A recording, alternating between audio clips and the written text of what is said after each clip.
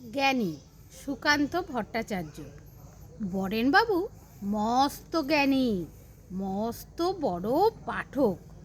পড়েন তিনি দিনরাত্রির গল্প এবং নাটক, কবিতা আর উপন্যাসের বেজায় তিনি ভক্ত। ডিটেকটিভের কাহিনীতে গরম করেন রক্ত। জানেন তিনি দর্শন আর নানা রকম বিজ্ঞান। জ্যোতিষশাস্ত্র জানেন তিনি, তাই তো আছে দিগ্জ্ঞান।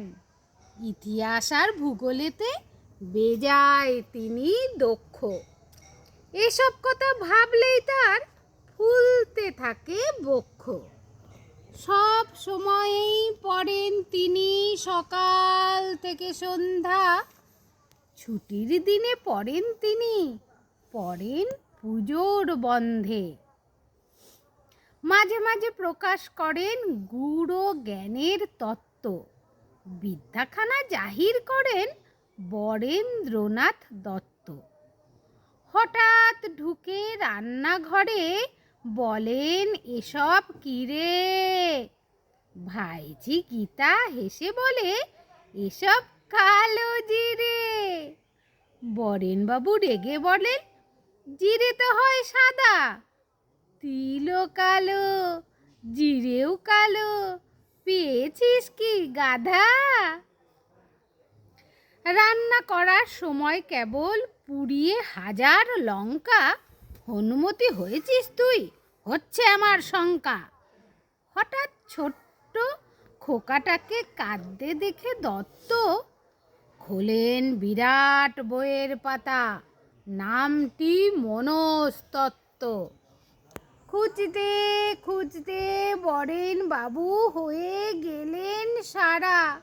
বুঝলেন না কেন খোকা মাথায় করছে পাড়া।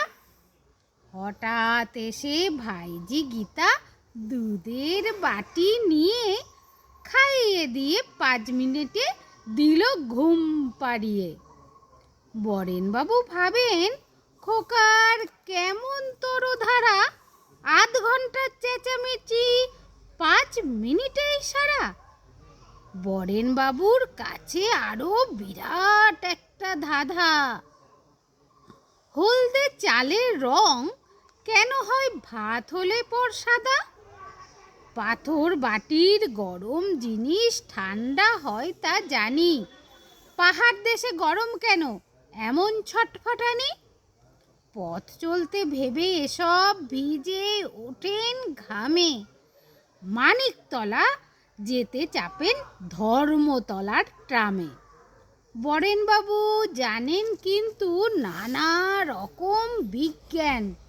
জ্যোতিষশাস্ত্র জানেন তিনি, তাই তো এমন দিগ্জ্ঞান।